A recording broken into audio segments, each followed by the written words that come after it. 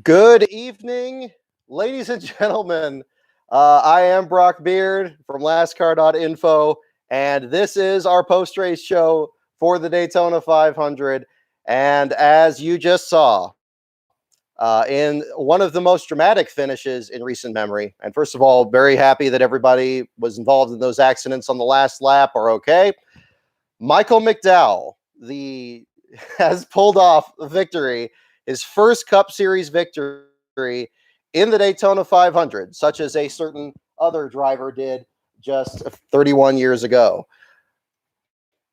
A very bizarre race from one moment to the next. Obviously, the crash at the very beginning of the race has played out, really changed the complexion of how the race occurred. Thank you so much for the super chat. First of all, Logan Detweiler for McDowell is now in the playoffs with his win. Absolutely. Other thing we got to certainly talk about, and the factor in all this too. Fantastic run for Michael McDowell. I need to reassert what I mentioned on Twitter here just a little bit earlier. Michael McDowell is a figure that has been no stranger to LastCar over the years. Back in 2008 to 2009, when I started the site, was right at the time that he lost his ride with Michael Waltrip Racing. He had very little. He bought a new mobile home, anticipating that he was going to be having this high-powered ride in the Aaron's Dream Machine. The deal fell through. He had to run these start and park teams that he ended up being featured in so many other times, whether it was with Phil Parsons Racing, Prism Motorsports, all the way through just last year at Pocono, where he got his 34th last place finish, breaking the all-time Cup Series record with Joe Nemechek. Through it all, he has handled himself with, tremendous grace. I am sure he doesn't pay any attention to my website. I hope he wouldn't have. But to really, I don't think, and Mike Joy was good to point this out, can't overstate the fact that trying to keep his name out there as a start and park driver is something that he and many other drivers over that same time period did to varying degrees of success. You think of Dave Blaney, you think of Scott Riggs, you think of J.J. Yaley, you think of other competitors in that sense. And many of them well short of ever pulling off a victory, well short of ever actually getting there, and the challenges that they face through those years. And, even at this point during this race, in the closing stages of it, seeing McDowell up there, knowing that part of it was a little bit of pit strategy, that he hadn't quite been in the top five that much during the day, remarking at, how many plate races have we heard that Michael McDowell is a great plate racer, that he's always knocking on the door and trying to get a decent finish, and how many times he's come short, and really making you question why people keep saying he's great at plate races. Like, he's saying that he's also great at road courses. But this definitely shows it, and as crazy as the finish was, that's par for the course given the last few years of the race here. He's just playing the same game everybody else has been playing for years now. Tremendously proud of him. Tremendously. I'll be as impartial as I can, but as I said, and I don't want to make this about me at all, but I think most people that follow the website know that when a driver that we talk about a lot on the website that has been finishing last many times in their career, that we want the best for them. That we don't want them to just keep being on the website and keep, finishing last all the time. We want them to have better runs. And we've seen that from other drivers before to other degrees of success. Even Chase Elliott, before he won his championship last year, was a factor in the last car championship just 1 year earlier. It can affect anybody, especially nowadays that the start and park teams that McDowell drove for in the past no longer exist, really, at least in the Cup Series with the charter system. And one may feel one way or another about that, given that nature. But, McDowell is a figure in the sport that, he came about really in this time period where you had still the peak of the big money teams. You had a lot of competitors out there that maybe didn't have the staying power, but had more of an immediate appeal. And McDowell was of that group. And he stayed through the sport, through really the hard times there. And again, fell all the way down. I mean, really, thankfully he was able to pick up a ride somewhere. And, Phil Parsons' team, it still basically lives on in Rick Ware Racing because it ended up merging and combining with these other programs over the years and, keeping people employed, not just McDowell himself, but other crew members at the same time. But it's an absolutely tremendous, tremendous effort for him. And I can't overstate that.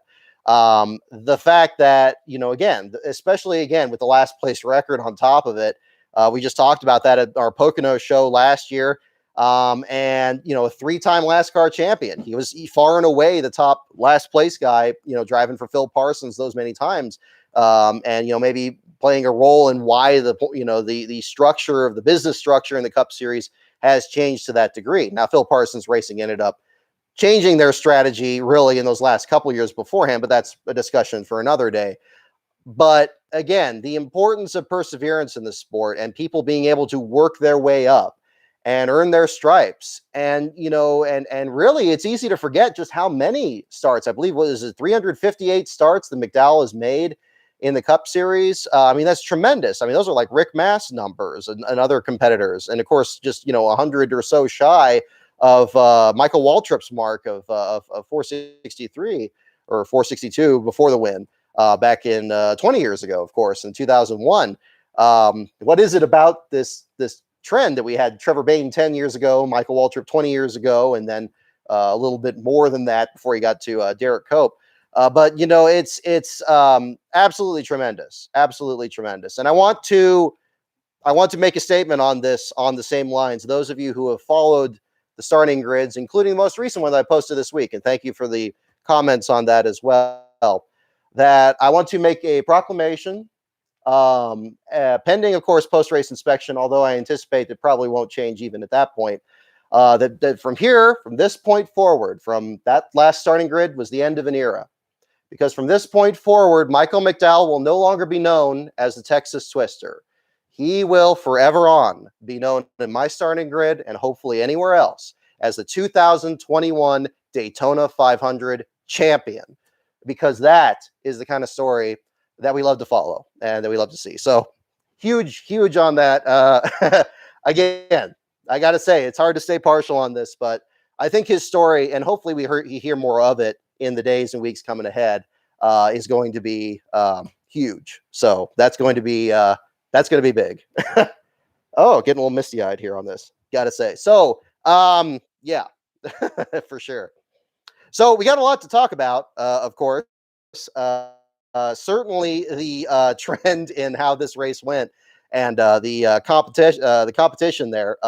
We had a little bit of everything, a little bit of surprises, certainly in other parts of the field. I think certainly Bubba Wallace distinguished himself with Michael Jordan's team by competing as well as he did throughout the race. It's unfortunate he ended up with a torn up race car, but very few people did not in this race, so he can't really hardly hold that against him.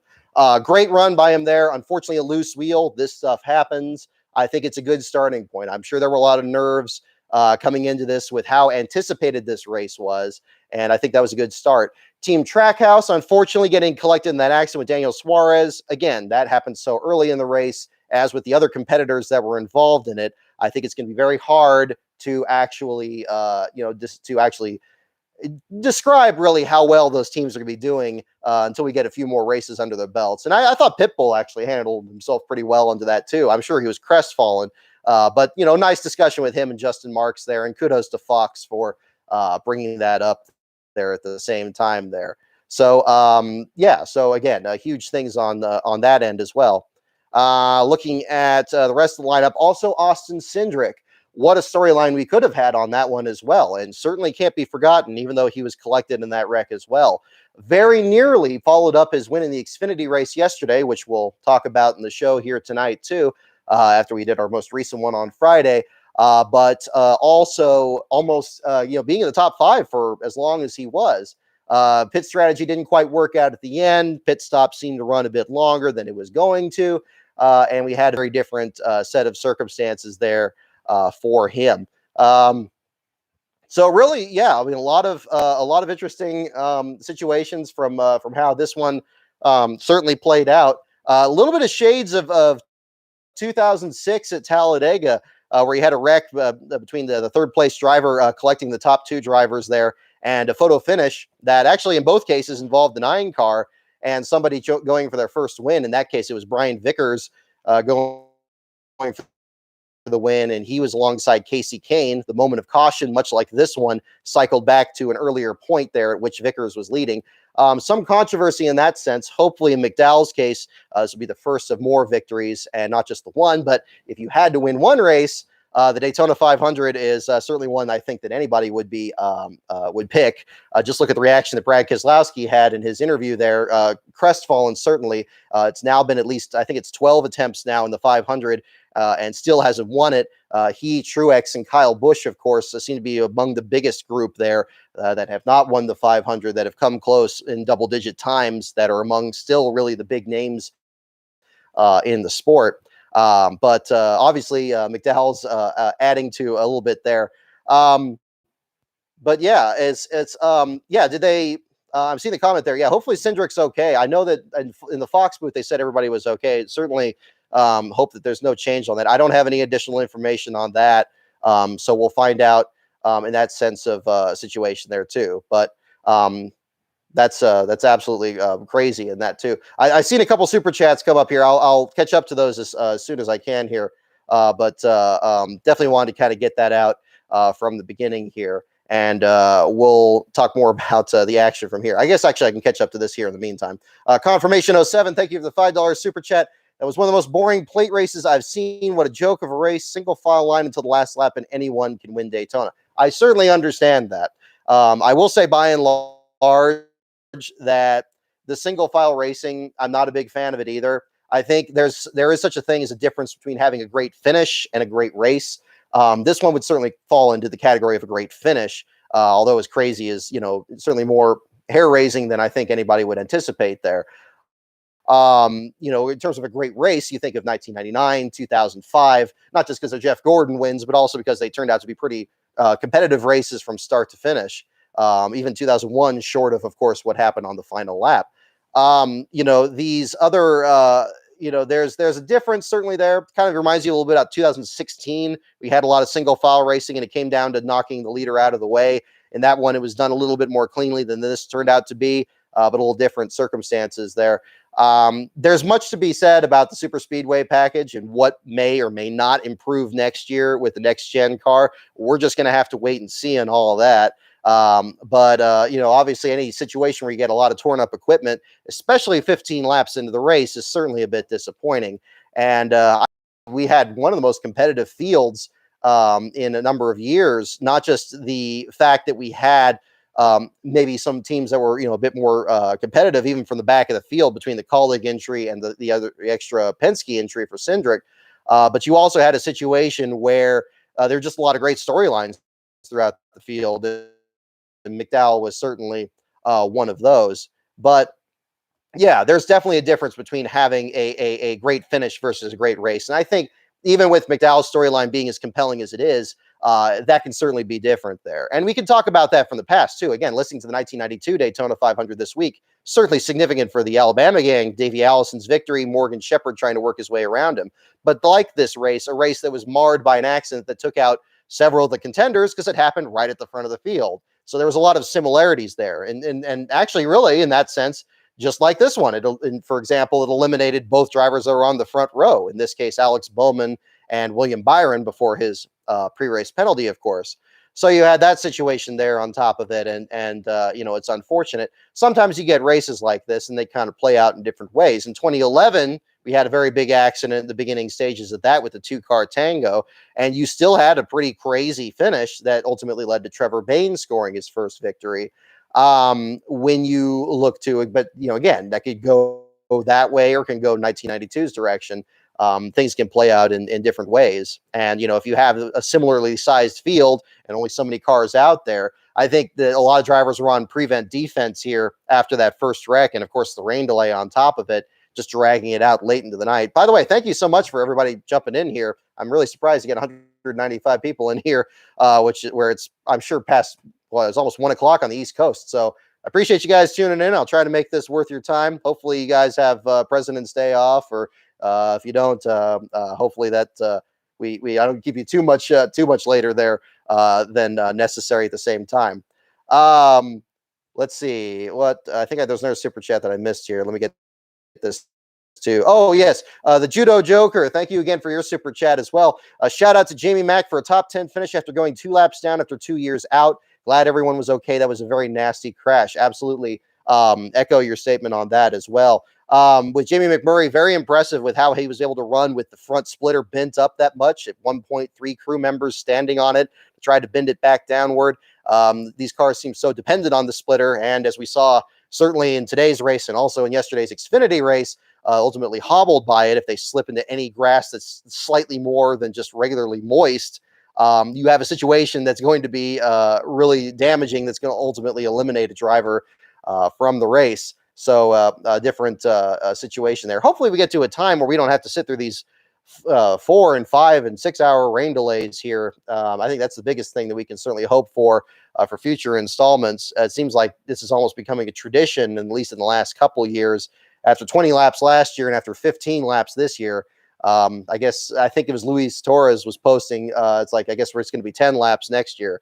Hopefully not, but that'll be a different situation to certainly talk about.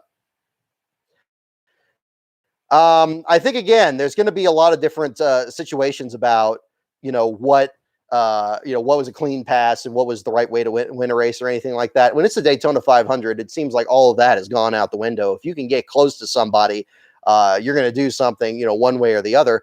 Derek Cope, who of course we're going to talk a bit more about tonight as well, said that he was planning on basically driving right through Earnhardt when he was going into turn 3 before the tire blew. And it just turned out to play out in a very different way in that sense. So it's a different set of circumstances. But I think when it gets down to it and you have a prize that's this alluring, knowing that the 500 still means just as much now as ever. I mean, I can certainly, again, I get confirmation. I get your statement about, the races just being almost crapshoots really, and just anybody can pull it off in that situation.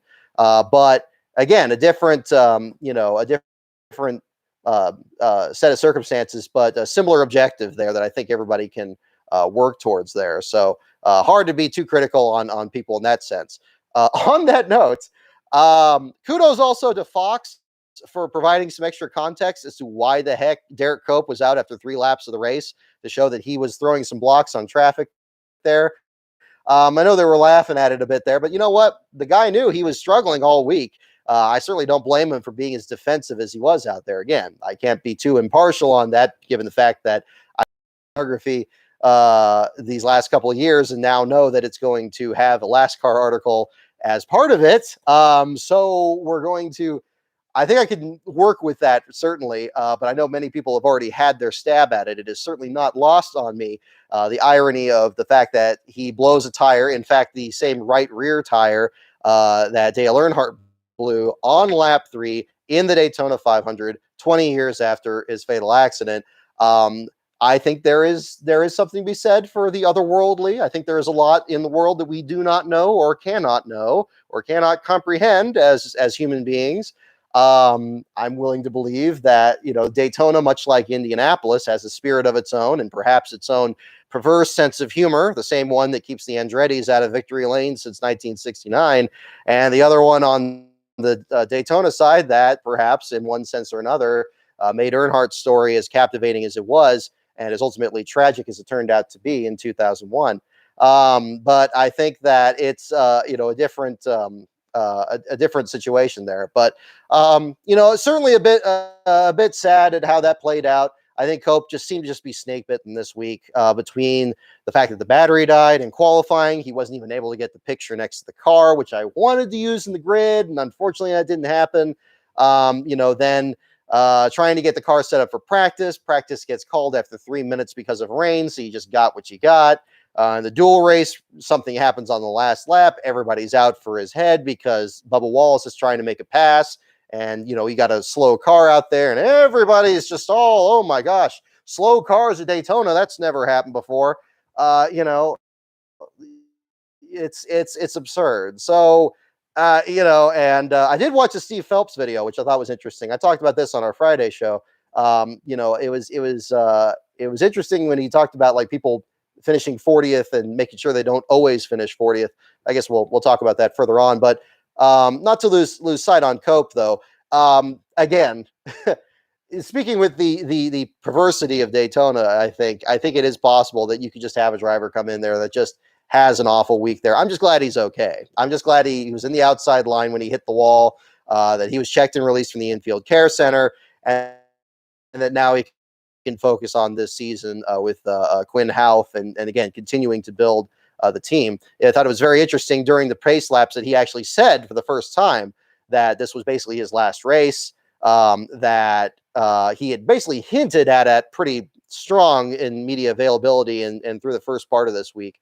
But again, it's a bit sad there, of course, how that played out. It would have been great if he was able to stay in there after the accident. I mean, maybe he could have done at least as well as the likes of Joey Gase and Josh Bilicki and his other teammates, partnering at least at Rick Ware Racing. I know that was a Starcom car, but that situation there. But it would have been interesting to see what he could do in that sense. Maybe get at least a solid finish. The thing that's interesting with Cope, and I mentioned this on Twitter, I think that he'd never finished better than 18th in the Daytona 500 since that first win in 1990, and that finish was actually in 1999 when he drove the Jimmy Dean car for the Bahari team in their closing years. So there were a lot of times that either, he didn't have any last place finishes in the 500 to this point, but that statistic came up. So I thought going into this race, I think, although he didn't really have any expectations himself, I think personally, myself looking at it statistically, I think he probably would have, been satisfied with at least a finish. If he couldn't finish the race under power, maybe a finish better than 18th with high attrition. And unfortunately, we did get a situation with very high attrition. I did think it was particularly ironic that after Cope got pilloried so much by so many people this week, especially on Thursday, and saying, oh my gosh, he's so slow and it's going to be a crash hazard, and he's going to be a mess and he doesn't deserve to be out there. And these guys are great drivers. They're never going to do anything terrible. And then like 15 laps in, the leaders wreck each other when he's not even out there. And so, I think that needs to be factored in a little bit. Again, Daytona is a very humbling experience for any driver. And again, I talked the other night about how much I was regretting not picking Aric Almirola to win the race. And then he gets involved in that accident and he's just straight out. And that's the end of it. That can happen just as easily to anybody, just like, for example, a blown tire. It could happen to the best of us. It could happen to the us or best of them, I suppose, or the worst of them in that sense too. So, a little bit to certainly take from from that in the sense too. But I think that again, Cope was keeping his experience, keeping his expectations pretty low. I think he was just looking to just take in the experience with him and his wife Alicia. I hope that they certainly were able to still do that. I understood from their pictures that they took some trips to the beach and stuff during the week. I certainly hope that they were doing that so that it wasn't just all the frustrations they were dealing with that 15 car this week. Whether or not he's going to come back and do any more races, I think after this, it kind of reminds me of talking to Dan Corcoran after Mo Sport last year, where, he was just talking about how this sport is really a young man's game. And Corcoran was like Cope, kind of an older driver and trying to stay in it. And it's unfortunate because you'd like to see older competitors out there like you see in endurance racing or anything. I don't have any inside information on what that's going to be. I haven't spoken to Cope or anything, certainly after the accident. I certainly don't want to intrude on anything there. Last thing he needs to talk to is last place guy after a run like what he was dealing with this week. But again, I'm sure whatever it is will be best on his and Alicia's terms, and we'll describe it as best as possible in the book. But I think that there's a lot, if this does turn out to be his last start, and it seems like that's probably going to be the case. Again, we'll find out. That 1990 Daytona 500 is still there, just like it will always be there for Michael McDowell, pending, of course, post-race inspection. We'll see how that goes. But there's a lot to be said for that. So I think that that's one thing going forward. So everybody gets their jollies. The Earnhardt people get their little laugh and pretend that this is some kind of retribution or something like that. And maybe there was, but maybe it wasn't. Maybe it was just bad luck. But again, the bad luck was just enough to keep Earnhardt out of victory lane in 1990, and it was enough to put Derek Cope in last place in 2021. Some people maybe are just star-crossed drivers that are just destined to always be in some kind of conflict or another. But that's just I guess how it shakes out sometimes. Hayden 3210, thank you for the super chat on here. Firstly, I love your show. Thank you for tuning in. Absolutely. Secondly, what's your opinion on the DVP and the Byron Hoof incident? Okay, so that's definitely one of the, I think I lost track of all the things that I felt like I was complaining too much on Twitter tonight. I don't like to be overly negative, but because I think there was a lot of positives to take from tonight, not just the winner. But yeah, I think the situation again with the problem for William Byron, how he had the rear end of the car falling off and that it dropped on the track. Again, when NASCAR is throwing debris cautions to the point that they basically had to mandate them through the stage cautions just because they just got too happy pushing that button all the time because it's just right there. And if the race isn't interesting enough, it's like, well, we can hit this button and bunch them up again and make it look like it's competitive again. I thought it was laughable that they let that huge piece of debris drop on the track and let it fall in the middle of the track and blow, of all people's tires, Derek Cope's owned car, and taking him out of the race there in that situation. An awful situation. But I do think it also is, as mentioned, symbolic of the mistake of the damaged vehicle policy and the crash clock. That, okay, they don't, let's take a step back and look at what they're trying to avoid. What they're trying to avoid is having cars out there that are unsafe, that are driving at an unsafe speed, that are falling apart, that are dropping debris on the track, that are getting in the way of the leaders. Okay, well, you have a couple things for that. First of all, you have the minimum speed, which already everybody has to follow, even if they're running out of gas or anything like that. You could throw a caution if somebody's going too slow, they're being a hazard. And you could black flag somebody if they're, if you just flagged off the track. We've had a number of last place finishers that have been classified as either too slow or, flagged off the track, giving people multiple chances to fix a car, even if it's just one chance or, and then that's just it. That's fine. At least they had that opportunity. They're trying to avoid that situation. Where in that is accomplished by giving them just 6 minutes to fix the car and not letting them go to the garage area where they have all their tools and they can add on replacement parts because the garages are near the trucks and the trucks have all the equipment because not all the equipment is on pit road, but just giving them tape and just kind of slapping it together and doing it just kind of half cocked and sending them back out there where they're falling apart, dropping debris, or potentially causing other accidents. What is accomplished by doing that? Perhaps the goal in this by NASCAR was to create an impossible task, that if your car was damaged so much, you weren't going to be able to fix it in 6 minutes and you wouldn't send the car back out there. But what we have seen time and time again is that drivers, of course, do get back out there because that's endemic to the sport itself, that you have competitors that are trying to get back out there no matter what.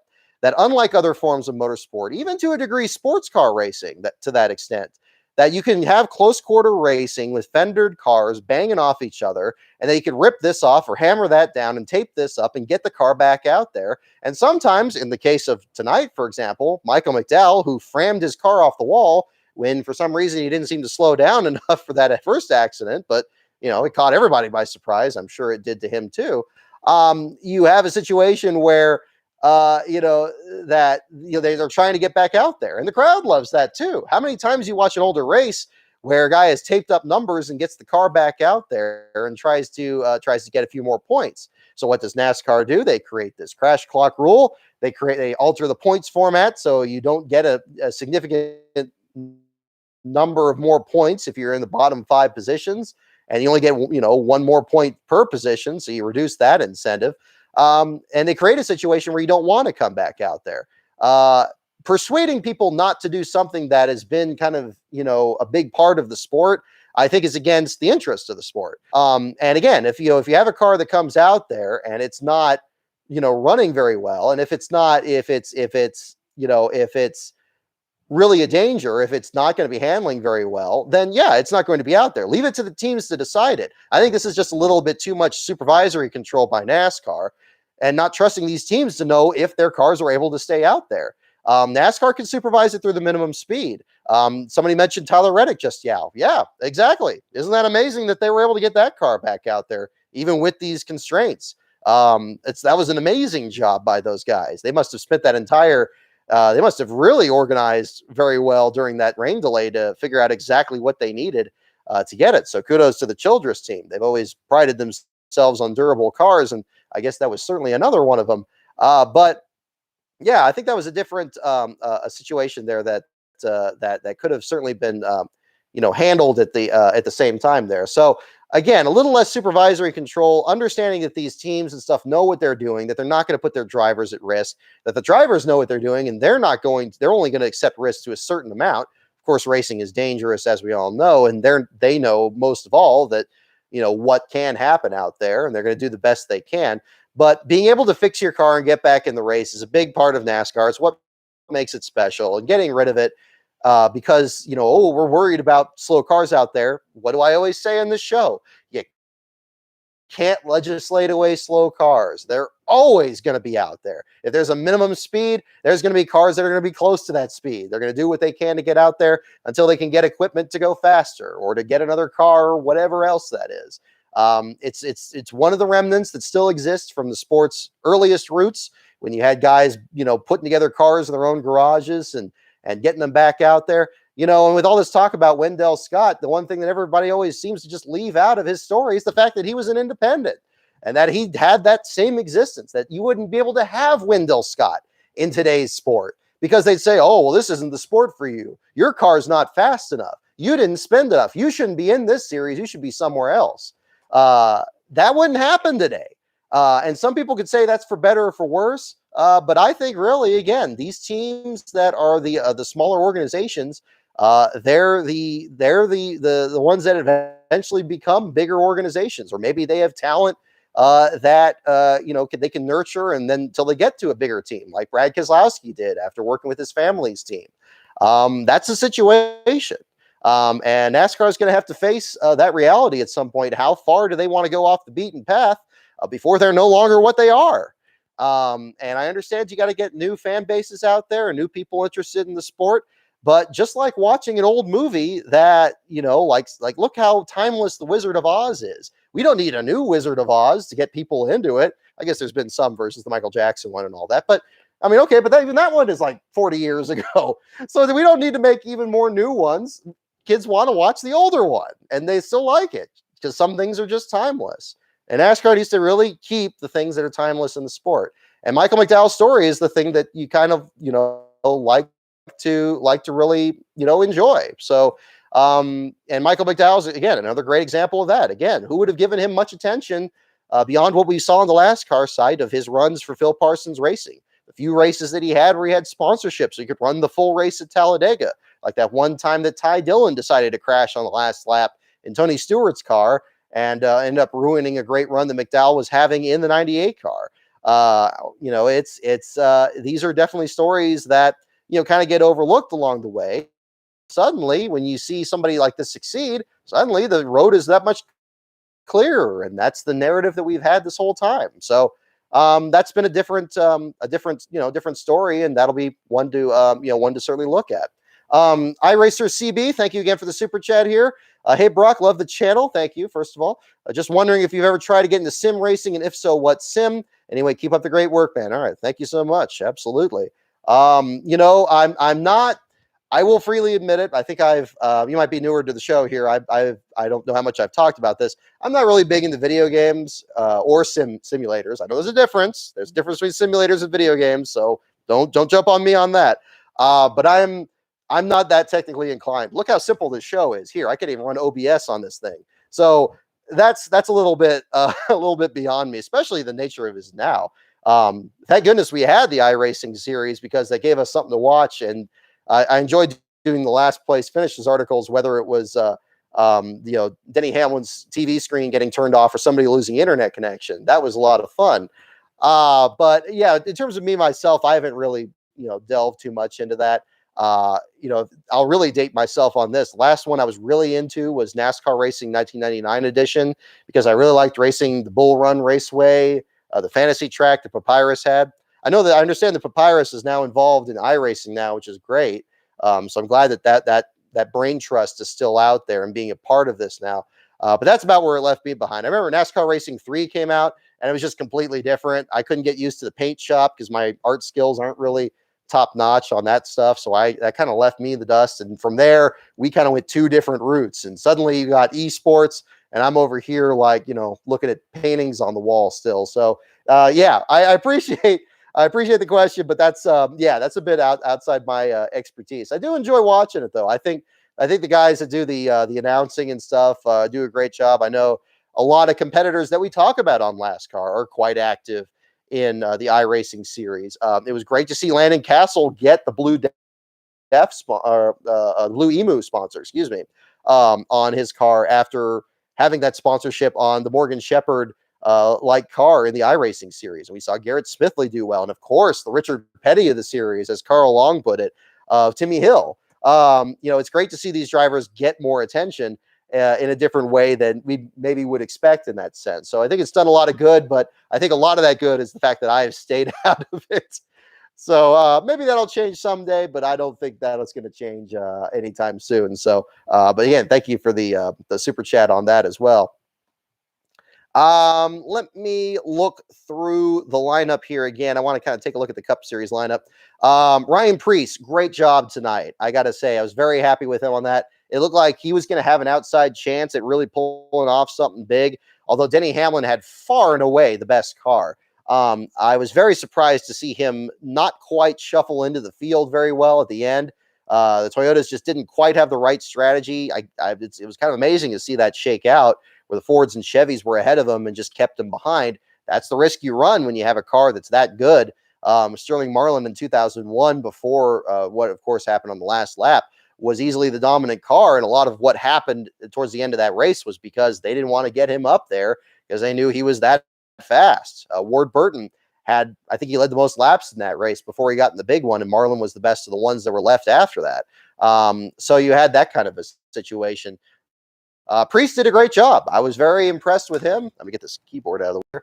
But I think he did a great job with that, and a good finish to start the season. Got some stage points too, which will hopefully help his prospects get some more sponsorship. Talk about another driver that we've talked about on LastCar, especially last year when he was going for inadvertently the record for the 4 straight last place finishes. We had just a disastrous, I think it was in July or into August there. Good to see and something more positive that time. Maybe we're going to be talking about his first win on one of these shows a little bit further down the line. One could certainly hope. At the same note here, Ross Chastain, great run for his first run in the 42 car officially. McMurray and LaJoie, I saw comments here mentioning the Spire Motorsports team. Huge effort for McMurray getting them back out there. LaJoie, I thought he was going to do even better in that. In NASCAR Man's contest, I predicted he'd finish third, but a 9th place finish is still a great start. I'm still not a big fan of the paint scheme, but you know what? If he was going to be the winner, I think that was going to be a fun one to still show up on in screen caps and everything else going forward. But a great run for him. Kyle Larson, his first run in the 5 car, finishing 10th. Great show for him. Cindric still 15th despite the accident. If you go back further in the lineup, again, a lot of this is because of the accidents that we had. But still, in spite of that, Joey Gase and Cody Ware finishing 20th and 21st. Some solid runs, some efforts there. If you're concerned about Rick Ware Racing and what their intentions may or may not be, or what their speed is or is not, you've got to be happy with them getting any kind of a decent run, because that can only, that Rick Ware is putting money into that program to grow it as much as he can. And, and again, the direction he takes it, maybe spreading those resources a little bit thinner, I think, in that sense. That he's going into sports car racing and IndyCar and running multiple Cup cars. You would think if it just compressed things down, if anything needs to change, that I think would fix a lot of these problems that people are complaining about there, maybe kind of reducing that focus a little bit and growing that team, kind of like what Spire has done, although they're kind of under the Ware banner too, which kind of expands even more their access there. That's kind of my thoughts on that. I've spoken with Rick a couple times. He is not a fan of me, I will say, not a fan of the site, but it is what it is. I can't play favorites. If somebody finishes last, I got to talk about it. If BJ McLeod got last multiple times in the 51 car, that's what it's going to be about. So that's the thing. But still getting, decent runs out there with the cars in one piece. That can only be helpful. At least one would certainly hope. BJ McLeod at the same time, mentioning him and his Live Fast team with Matt Tifft. 23rd place finish unofficially, 5 laps down. I was a little disappointed that he fell off the lead lap. I thought with his ability in Thursday's duel to kind of stay at the back of the field and kind of hang on to the draft, that he'd be able to keep up. But I guess the single file draft, that's a real problem for a lot of these small teams. They just can't organize as well, or they can't get as many of them up there, or they just can't get in the same line, or they're just not in a whole other league. It's a really difficult situation for them, and it's unfortunate to see, but maybe they'll be progressing a bit further along the line. We talked a little bit about Tyler Reddick. Yeah, unbelievable job to get that car back out there. Unfortunate for Kaz Grala in the 16 and that brake fire. Glad he's okay.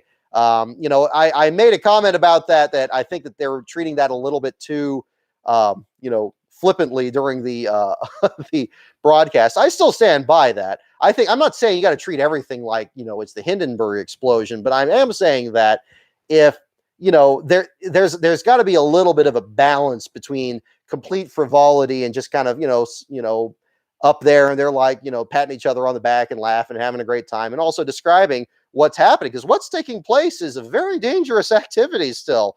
You only need to watch the last lap of this race if you don't believe that. And show a little bit of respect. Like don't rein it back in a little bit from here to there. I mean, you would think Fox would understand this, given that their first race was the race that killed Dale Earnhardt. So it's a little surprising, a little disappointing. I think there's a little bit of complacency that comes in. But I will say at the same time that I think Clint Boyer in the booth was a great addition. And I think it's a matter of just kind of reeling him in a little bit. Again, I think the put it out segment at the beginning was a perfect example of that going a little bit too far. But again, I think that's where it's very difficult to get a situation like Bob Jenkins and Ned Jarrett and Benny Parsons in ESPN or other great broadcasting groups over the years. It's hard to get the right combination of personalities that offset each other and effectively do their job.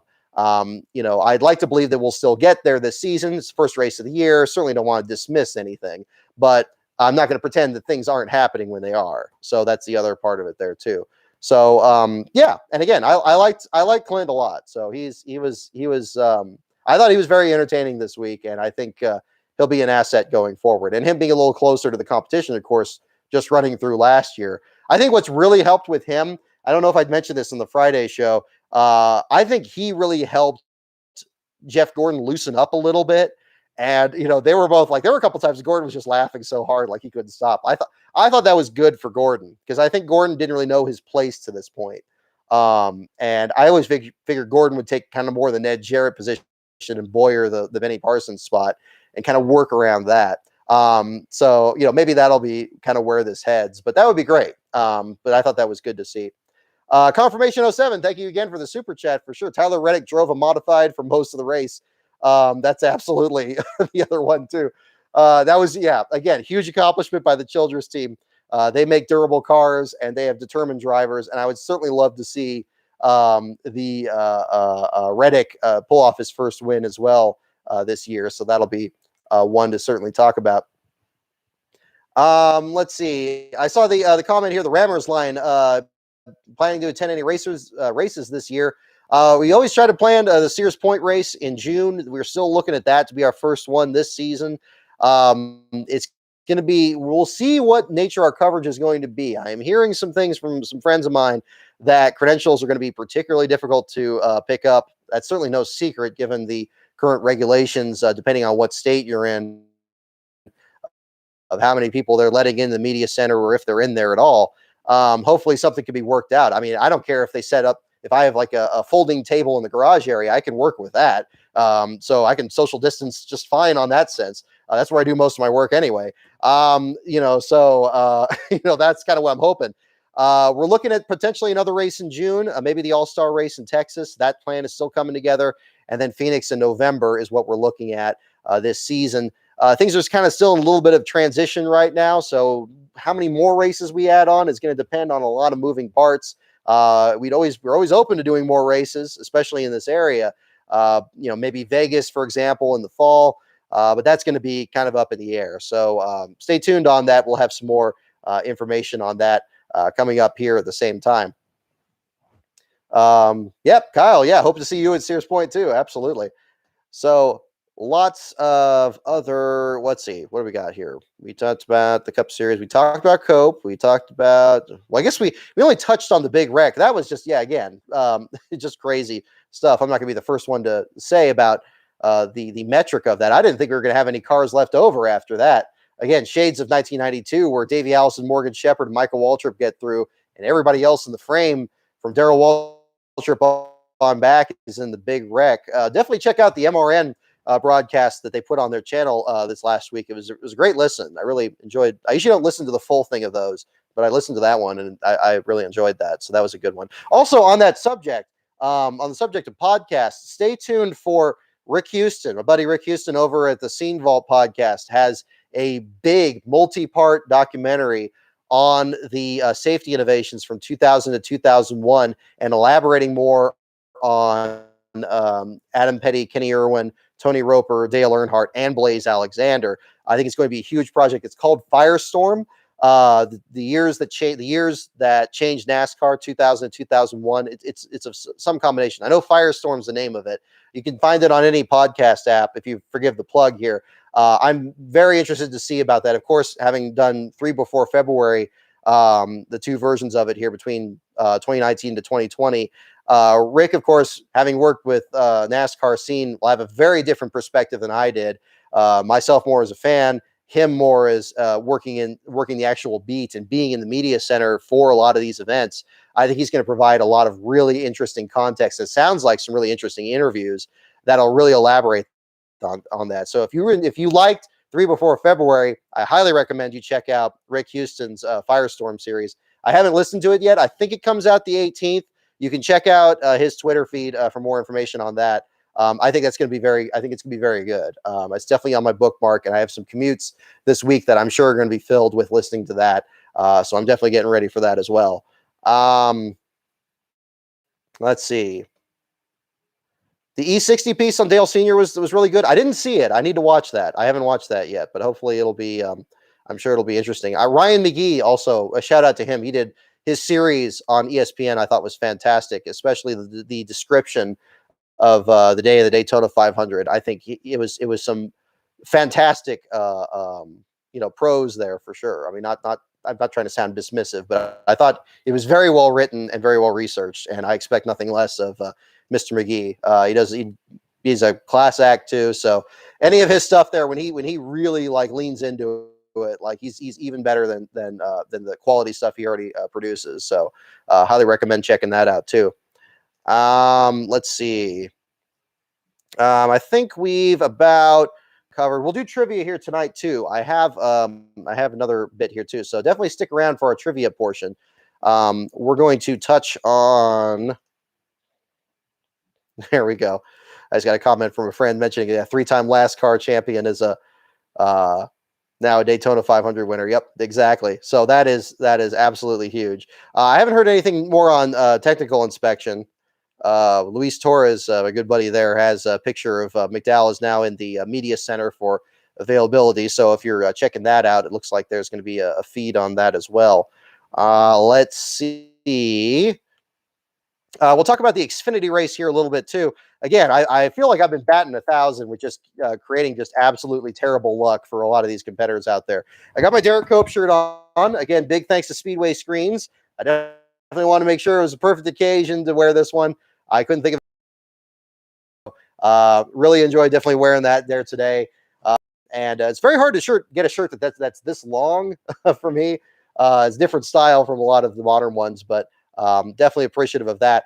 Yesterday, I was wearing my Tommy Joe Martin shirt, and we all know what happened in that one, unfortunately. Tommy and Landon Castle both had top 10 runs going. We're doing a great job out there. Unfortunately, got collected in an accident there when Jeb Burton kind of got into a little bit of trouble there, sticking his nose in the tri-oval, and that grass just showed no mercy all week, and it was certainly terrible, both of them there. So an unfortunate end to that. Although we did have some other good runs for the other series too. The ending was a little bit anticlimactic with how the race played out, but I do think that at the same time, Cindric really wanted that big slab of Flintstone beef that was in the big freezer in Victory Lane, and can't hardly blame him on that one. Brett Moffitt, the great run for the Chris Sauer team to start the season off. AJ Allmendinger, Brandon Brown with the damage to the right front, still getting that sixth place finish. Brandon Good, the road racer for the Sam Hunt team. First time he's ever raced at Daytona, and he gets an eighth place finish. Absolutely outstanding. Certainly, if he's going to be running the Xfinity race next week, watch for him to do even better, if not match that run on the Daytona road course, and so forth. Alex Labbe ended up being your last place finisher, which came as a bit of a surprise. On an unfortunate night for the DGM Mario Gosselin team.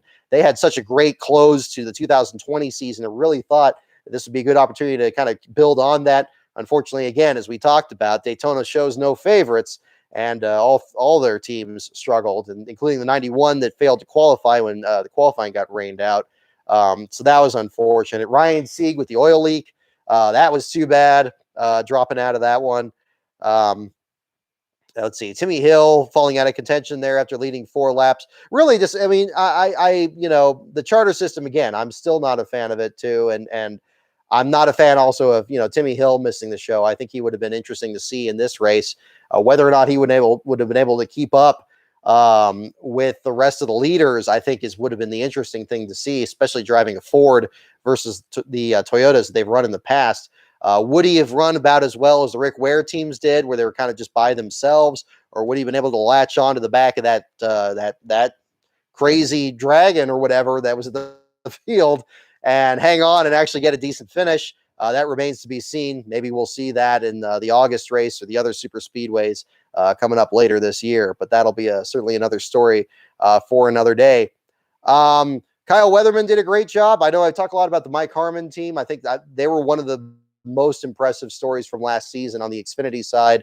Unfortunately, both their cars ended up shuffled back in the order a bit, but Weatherman got a 15th place finish when it was all said and done.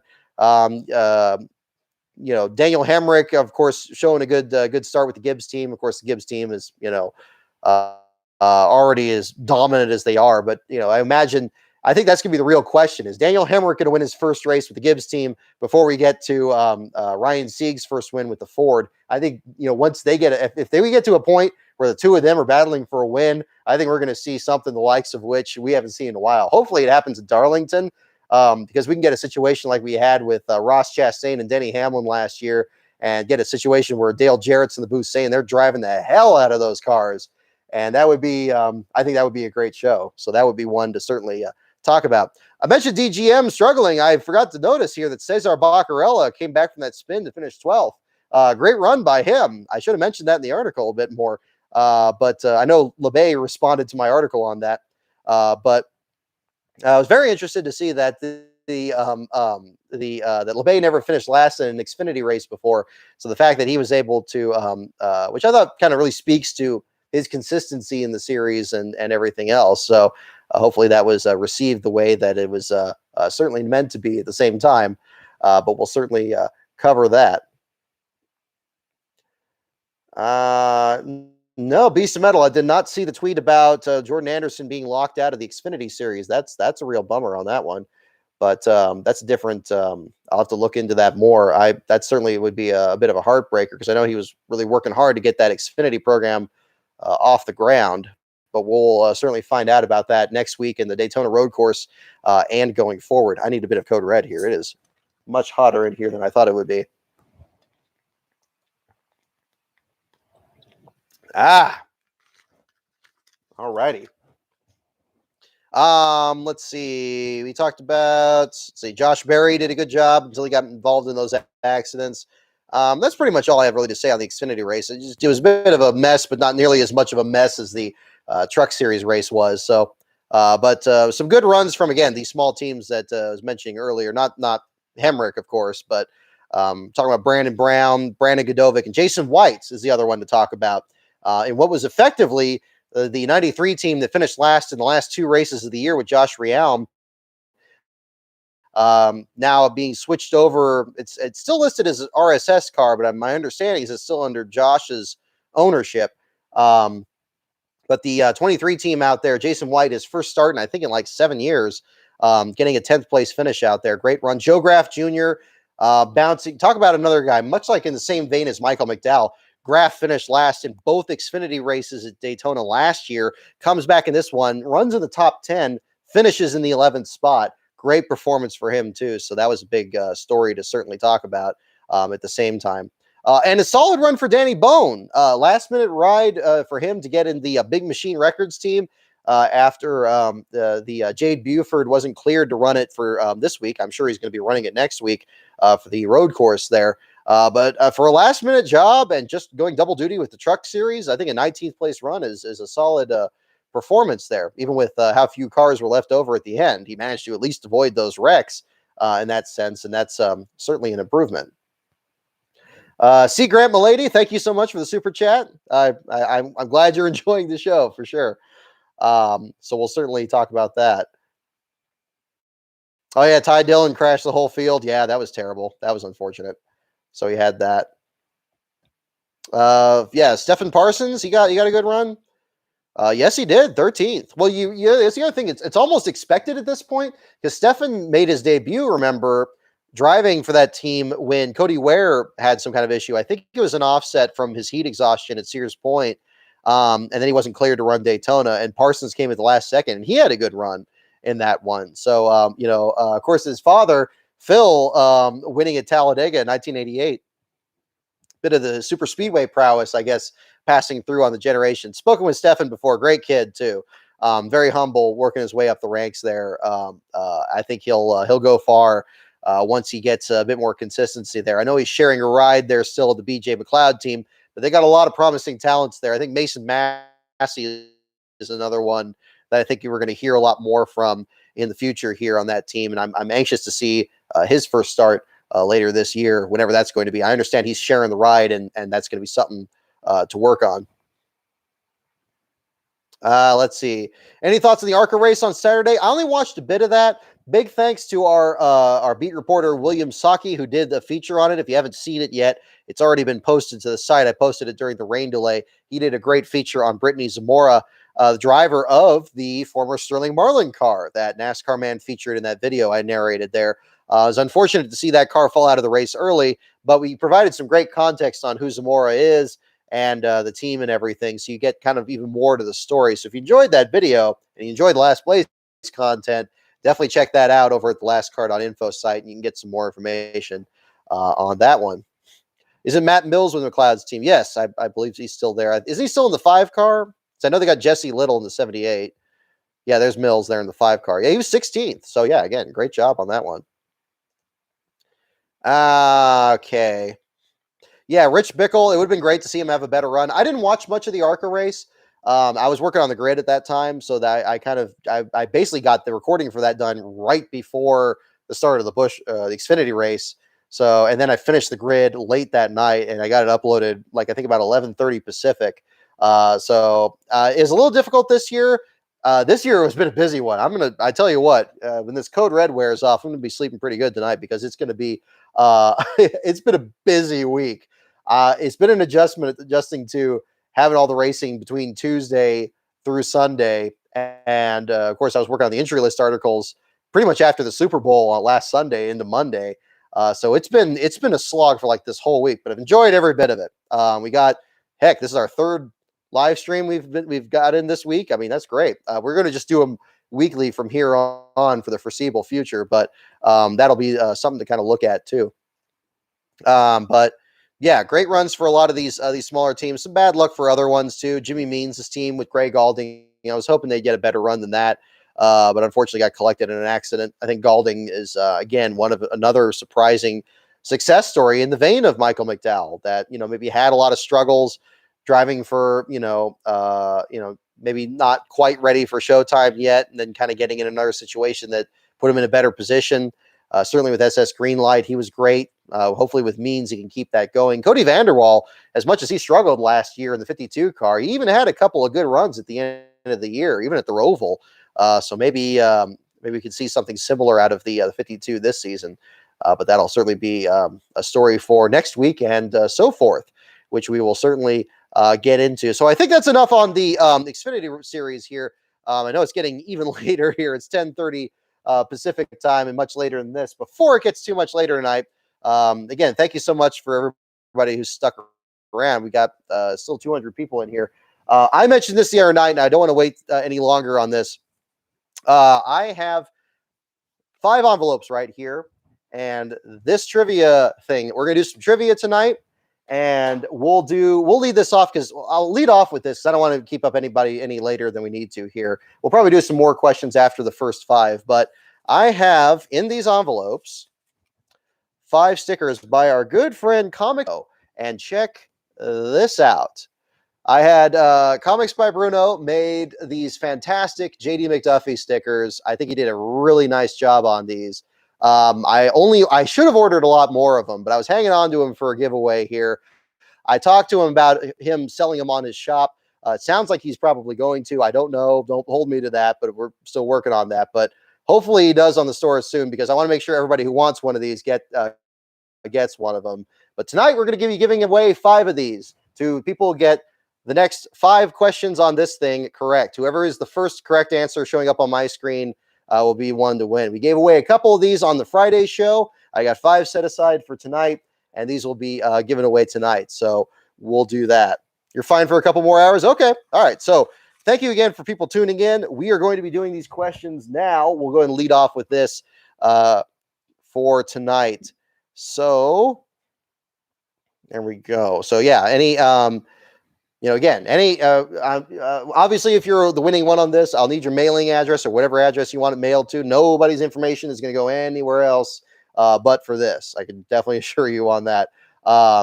So I have a mailing list is already set up with the other ones here, and I will keep track of this. 1 sticker per winner here too. You can definitely feel free to answer as many questions you want, but the first answer correct on here, feel free to chime on in here. So appreciate you guys sticking with me on a long show here. We're at the 1 hour mark. I think this is a good time to go ahead and go into it. We'll let you guys pick the category that the questions are in. Of course, first of all, categories are NASCAR, pits. Oh, I'm cracked. Oh, what's that? Teams, tracks, drivers, wild card, and that is it. Is my microphone not working? Hopefully not. I got the antenna over here. All right. Questions again are NASCAR, pits, teams, tracks, drivers, and the wild card. Whichever category you guys want, we'll go ahead and jump into that. And I'll try to pick some more challenging questions here to make it sporting here. But again, the first correct answer in those will be the first one. So I'm fine. Okay, good. Just making sure. All right. And of course, along the way, if you guys have any of your questions, you're definitely free to ask me on here. I'll keep checking your ones on here. Oh, I pronounced your name correctly. Okay, right on. C. Grant. Excellent. Derek Lancaster was fast yesterday. Excellent. Dave Marcus video. That would be a fun idea. There you go. It's always a possibility. I'm still committing for the oh gosh, we did talk about the grid walk. Benjamin Lafford, yeah, just saw your comment on that. Yeah, that was terrible. I don't know which one was more terrible between the as well as everybody picks their categories here. The between the grid walk and the Clint Boyer put it out segment. Those were dreadful. I don't know what they were thinking, especially smashing them right next to each other there. I don't know why it's still necessary to do distancing for an interview when they can do the interview on a stick. Like they couldn't send Michael Waltrip down there with a stick and do that. That's kind of a little strange. Usually Fox has free access to the pit road during pretty much the entire last hour or so before the race starts. But that was a little surprising. I don't know if they just wanted a silly gimmick to try something different. I thought it was a little clever to have the lens where the microphone was, but it's just an unnecessary, ridiculous distraction. You're not getting any interesting interviews at that point in the race anyway, because these guys are trying to focus and get in the cars. Anything interesting they're going to say is already long past due. But yeah, I mean that was it was par for the course. Kirk Nagy, you're asking about the next Rise of the Field Fillers episode. It's probably not going to be this month because I haven't finished writing the script yet. I'm still working on that one. For those of you who don't know, it's going to be on Stan Hoover's team. Proper pronunciation. Need to practice that. That'll probably be sometime in March, hopefully early March. I'm not sure yet. We'll have some more information on that as we get further along. There's still some other information I want to gather here. Let's see. Teams, drivers. Let's see. I see a lot for drivers. I guess we could do that. One drivers, 2, 3, 4. Drivers, wild card. I'm seeing a whole lot of drivers ones. Okay. Yeah, I think we'll do drivers for sure. Alrighty. So, alrighty. So again, we're gonna pick. I'm gonna pick 5 questions here. We'll do 5 questions under the drivers category.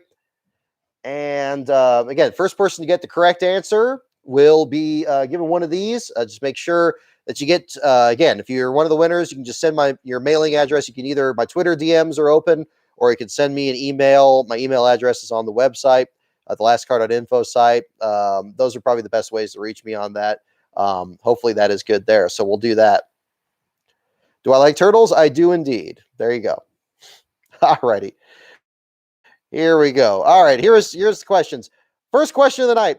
Who was the NASCAR Busch Series champion for 1997? Who was the NASCAR Busch Series champion for 1997? Don't look it up. Go ahead and just type in your answers right now. The Busch Series champion for 1997. Type in your answers right now. For the first JD McDuffie sticker. All right, we got guesses for LaJoy. We got guesses for David Green and Hamlin and so forth. I'll let everybody get some more guesses in. I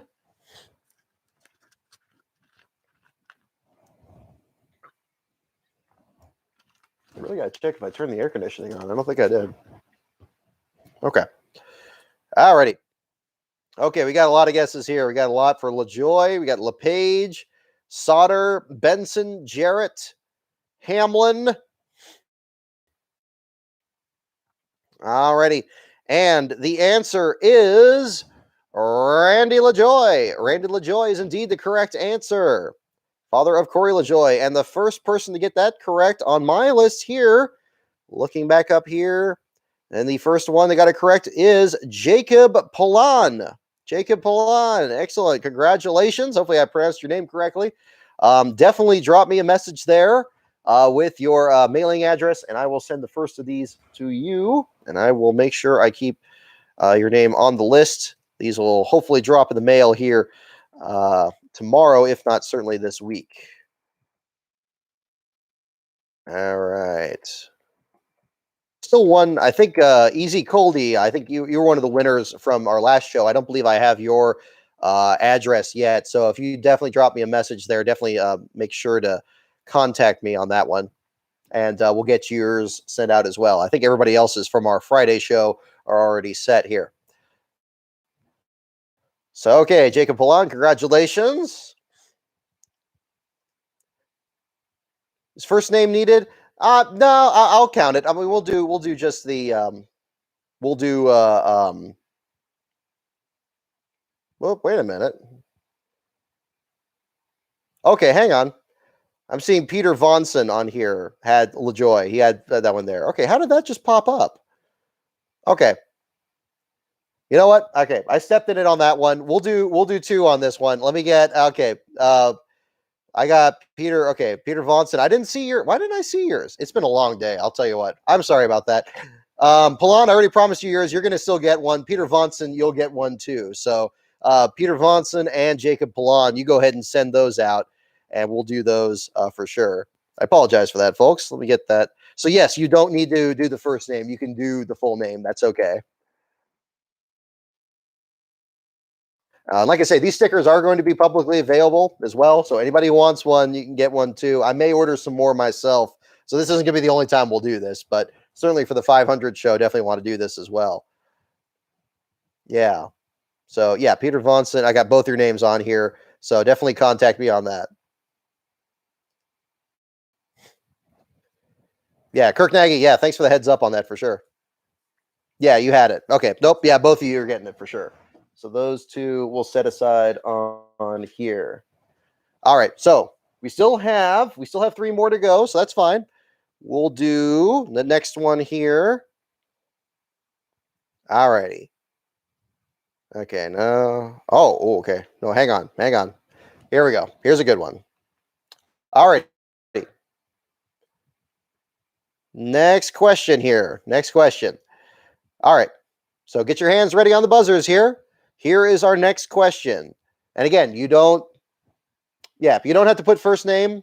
You don't have to put first name. You can put just last name. If you just put first name, that's probably gonna be not too vague. So either just last name or a full name. It is a driver's name. I'll try to give a clue that way, so it makes it easier for you to get ready for it. So last name or full name, whichever you prefer on here. The question is, who drove the first Polish victory lap in memory of Alan Kulwicki? Who drove the first Polish victory lap in memory of Alan Kulwicki? That is our second question. Jump right in. Who drove the first Polish victory lap in memory of Alan Kulwicki? All right, let those answers come on in.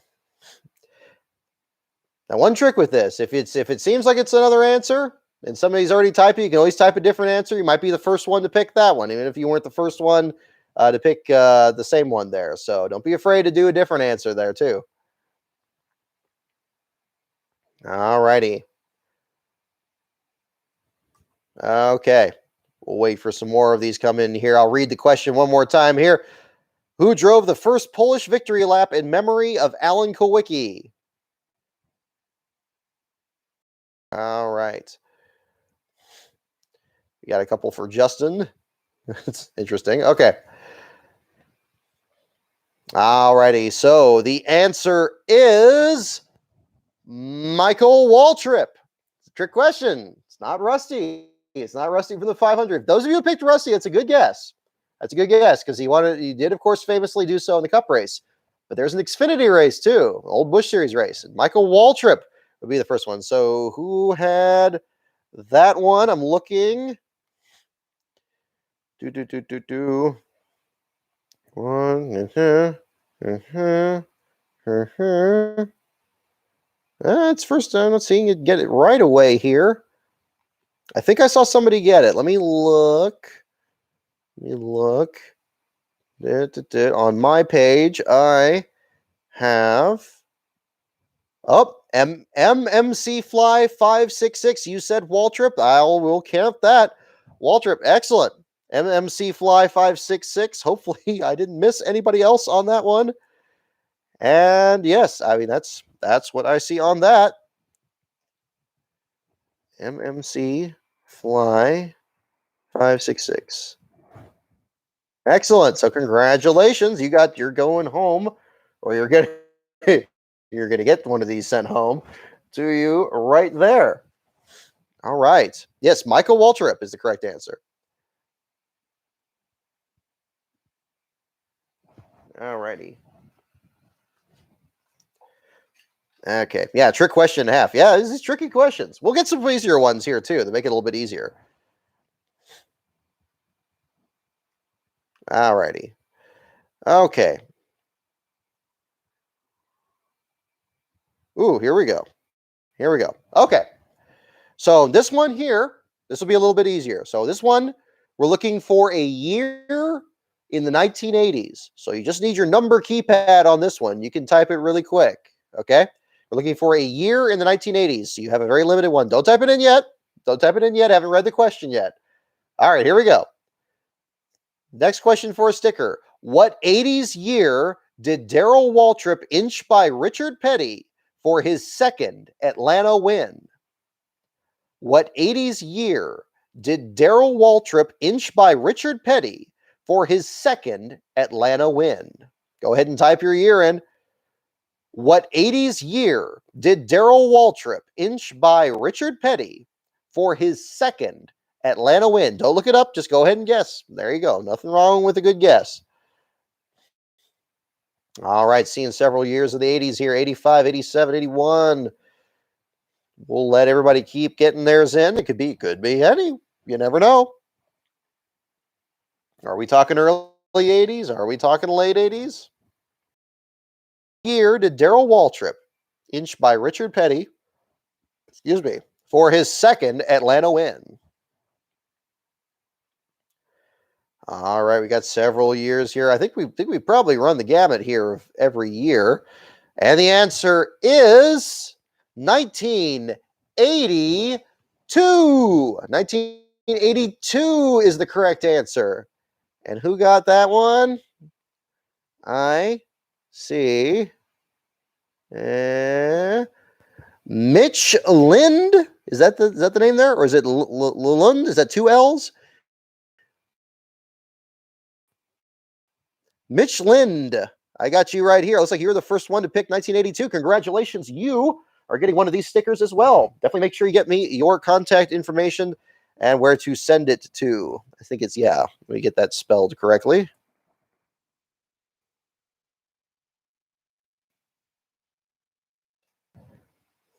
All righty. So congratulations on that one.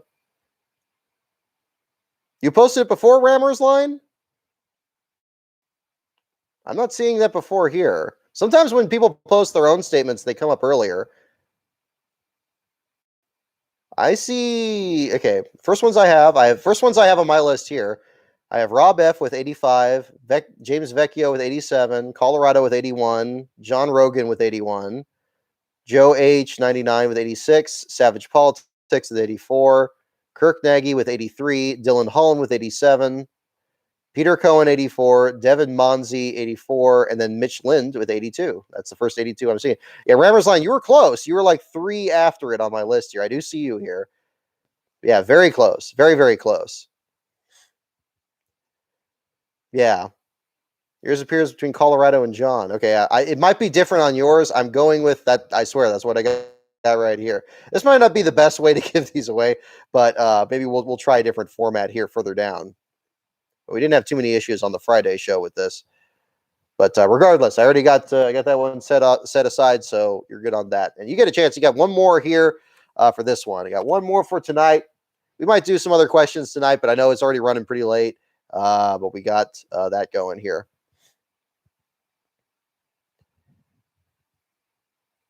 Yeah, not quite. It's very close.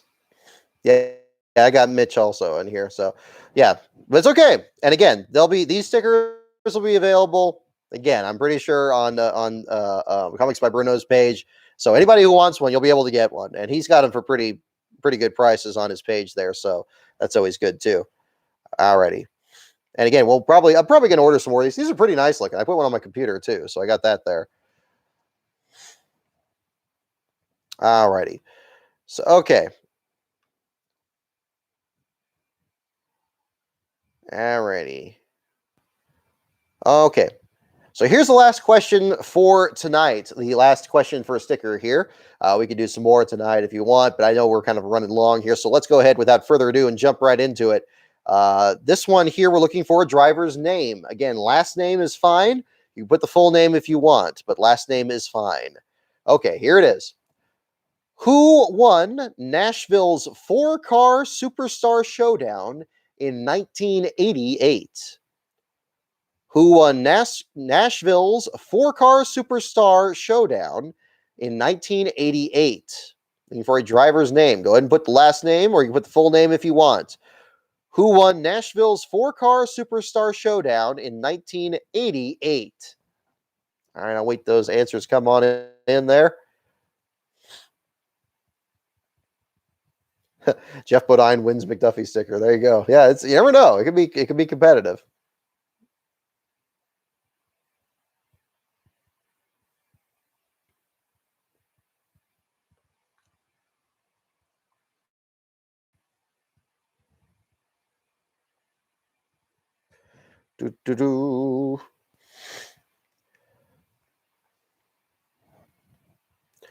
Kirill Kopsarov. Okay, Beast of Metal, testing my pronunciation skills again. Who won Nashville's 4-car Superstar Showdown in 1988? I'll give a little bit more room here for this one because it's our last one for tonight here, and you guys go ahead and get your guesses in there. What do I think about artificial turf replacing grass on all tracks? I'll tell you what, I'm coming around to it here after this weekend because the rain certainly isn't going anywhere. Wet artificial turf, I don't know how well that works, but I don't know. I think the tracks look nice with grass on them. I hope it doesn't get to the point where we're just getting rid of them. Period. Especially the different designs they put into the track. You'd lose that if you put artificial turf in. They're just going to have to paint the whole thing. That's just going to look ugly. But again, I think it would be the cheaper alternative. Again, you replace the ground, or you going to replace the splitters on the cars. Just get rid of the splitters. Team Valence all the way. All right, we got guesses all over the place here. Waltrip, Shepard, DW. Alrighty, here comes the answer. Who won Nashville's 4-car Superstar Showdown in 1988? The answer is Bobby Hamilton. The late, great Bobby Hamilton. Nashville almost gives it away a little bit, but there you go. Let me look again here on here. Okay, now, again, here's what I got on my page. Jacob Pilon with Waltrip, Adam Kuhn with Waltrip, Beanboy89 with Waltrip, B Blaze 11 with Waltrip, Floydian 06 with Waltrip, Kirk Nagy with Labonte, Sap Politics with Wallace, MML 0123 with Elliott, Danny Cork with Bodine, and Maserati 9 with Bobby Hamilton. Maserati 9, congratulations. You are going to get the last sticker for tonight's show here. So definitely make sure you send me your contact on that one. Ratina, excellent. So thank you so much, everyone who participated in that tonight. We may do some other stuff like this along the way. I usually just do the trivia just for fun there, so we don't really have any prizes or anything. But maybe somewhere down the line we'll do some fun stuff and figure out with that too. But definitely wanted to do something with the stickers here for the 500, so that'll be one there also. Ryan H got it. Gosh, now you just guys are just messing with me. Now it's going to be like I'm going to be second guessing everything on this. We might do something different on one of these further down the line. Do we have any word yet on technical inspection? I haven't seen anything on here. Michael Harvey predicting that my next book's going to be on Michael McDowell. You never know. You never know.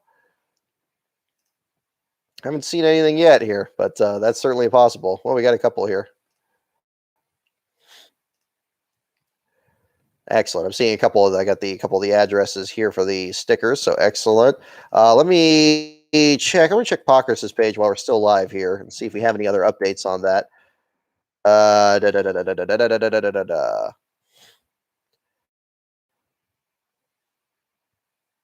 Okay, Bob Pockers just did his breakdown of the race. Let's keep a reasonable speed. Cindric.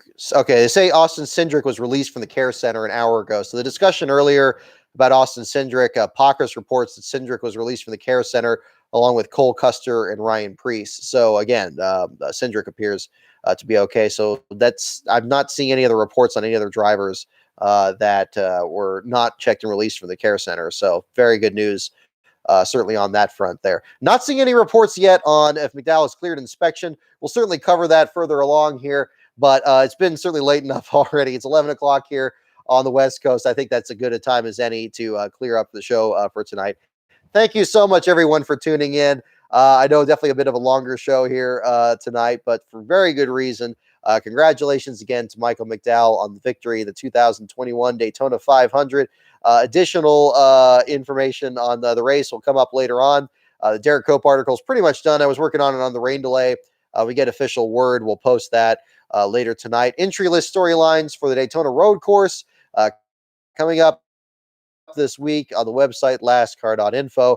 And of course, our next live stream will be after the Daytona Road Course race next Sunday, which will be, hopefully earlier in the day because they can run in the rain. So even if we have terrible weather next week, we should have a show at a little bit more reasonable hour. So thank you so much, everyone, for coming into the show tonight. I hope I got to everybody's super chats on here. I really appreciate your guys' support.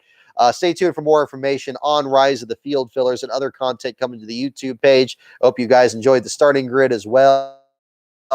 I think we're pretty close to our goal for doing another grid where the members of the Patreon get to vote on which race I actually do the grid for. So if you want to be a part of that, take a look over at patreon.com/lastcaronbrock. Of course, we have levels for every budget, and you can cancel at any time. And the benefits that you receive are certainly yours to keep along the way. So, again, thank you everyone for tuning in. Have a wonderful evening. Have a great President's Day weekend. And we will see you next week because, hey, NASCAR's back. 2021 season. Going to be a good one. Going to be a lot of last place finishers to talk about. And hopefully some more interesting winners along the way, too. So have a good night, folks. Take care.